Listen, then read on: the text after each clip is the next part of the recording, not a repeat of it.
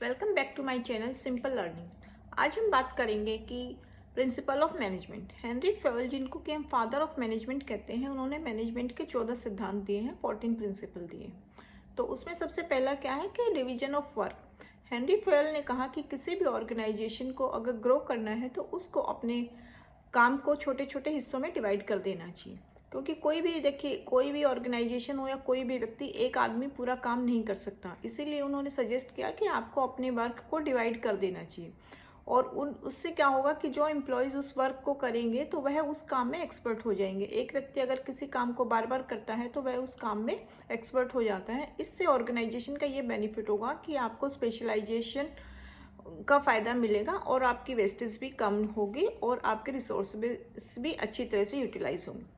दूसरा प्रिंसिपल उन्होंने दिया अथॉरिटी एंड रिस्पॉन्सिबिलिटी। अथॉरिटी में क्या है कि पावर, और रिस्पॉन्सिबिलिटी में जिम्मेदारी। उन्होंने बोला कि किसी भी व्यक्ति को, आपको किसी भी एम्प्लॉय को आपको क्या करना पड़ेगा, अधिकार देने पड़ेंगे। उसके साथ साथ उसको उस काम के लिए रिस्पॉन्सिबल भी बनाना पड़ेगा, जिससे कि वह व्यक्ति उस काम को अच्छे से कर पाए।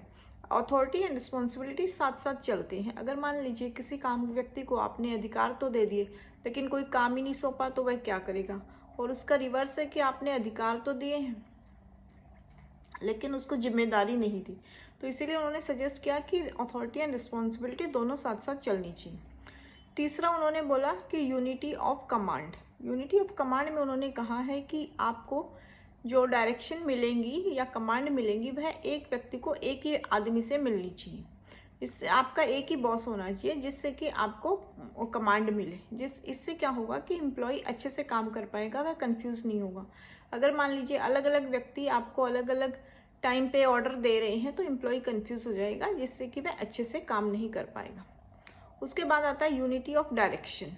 यूनिटी ऑफ डायरेक्शन में क्या बोला है, फेवल ने कहा है कि किसी भी ऑर्गेनाइजेशन में बहुत सारे डिपार्टमेंट होते हैं, बहुत सारे। तो उन्होंने बोला कि एक टाइम पर एक ही डिपार्टमेंट के हेड से आपके एम्प्लॉयज़ को ऑर्डर मिलना चाहिए, और इसमें क्या होगा कि आपका जो उद्देश्य है आप अच्छी तरह से कंपनी या ऑर्गेनाइजेशन कंप्लीट कर पाएगा। अगर मान लीजिए उसको मल्टीपल अलग अलग डायरेक्शन मिल रहे हैं तो एम्प्लॉयज़ कंफ्यूज हो जाते हैं। उन्होंने बोला एक टाइम पर एक ही काम को होना चाहिए।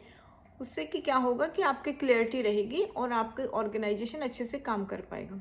उसके बाद है remuneration to employees. Remuneration to employees में क्या है कि जो भी एम्प्लॉय है उसकी जितनी कैपेसिटी है, जैसे जिस अकॉर्डिंग वो काम कर रहा है उसको उसी अकॉर्डिंग सैलरी मिलनी चाहिए। अगर मान लीजिए कोई व्यक्ति अच्छा काम कर रहा है तो उसको अच्छी सैलरी मिलनी चाहिए। अगर मान लीजिए कोई अच्छे से काम नहीं कर रहा तो उसको उसके अकॉर्डिंग सैलरी मिलनी चाहिए। इसमें क्या होगा कि कोई भी आदमी अच्छे से काम कर पाएगा। अगर उसमें क्या है कि ऑर्गेनाइजेशन को यह भी देखना चाहिए कि दूसरे संस्थानों में कैसे सैलरी मिल रही है। अगर एम्प्लॉय अच्छे से सैलरी पे काम कर पाएंगे तो वो अच्छी तरह सेटिस्फाइड होंगे। Next one is surrender of individual interest to general interest. इसमें क्या है कि व्यक्ति का हित बाद में होगा, पहले संस्थान का हित होना चाहिए। फेवल ने कहा कि देखिए कई बार क्या होता है, कॉन्फ्लिक्ट ऑफ इंटरेस्ट हो जाता है। कॉन्फ्लिक्ट ऑफ इंटरेस्ट में क्या होगा कि मान लीजिए आपका बेनिफिट है और एक संस्थान का, तो आपको अपने हित को पीछे रखना पड़ेगा एम्प्लॉयज़ को, पहले उसको ऑर्गेनाइजेशन का बेनिफिट होना चाहिए। ये अच्छी बात है क्योंकि तभी ऑर्गेनाइजेशन ग्रो कर सकेगा। उसके बाद उन्होंने बोला डिसिप्लिन। देखो डिसिप्लिन तो हर जगह एक रिक्वायरमेंट है, चाहे वो घर है या आपका ऑफिस है या कंपनी है या स्कूल है। उन्होंने बोला किसी भी ऑर्गेनाइजेशन को ग्रो करना है तो उसमें डिसिप्लिन मस्ट होना चाहिए। हर एम्प्लॉय को डिसिप्लिन को फॉलो करना चाहिए, क्योंकि अगर जो कंपनी की पॉलिसीज़ बनाई है, प्रोसेस है, उसके अकॉर्डिंग काम करना चाहिए। और किसी भी हर एम्प्लॉय के लिए ज़रूरी है कि वह अपने सबॉर्डिनेट्स का या अपने जो भी मैनेजर्स हैं उनके ऑर्डर को फॉलो करे।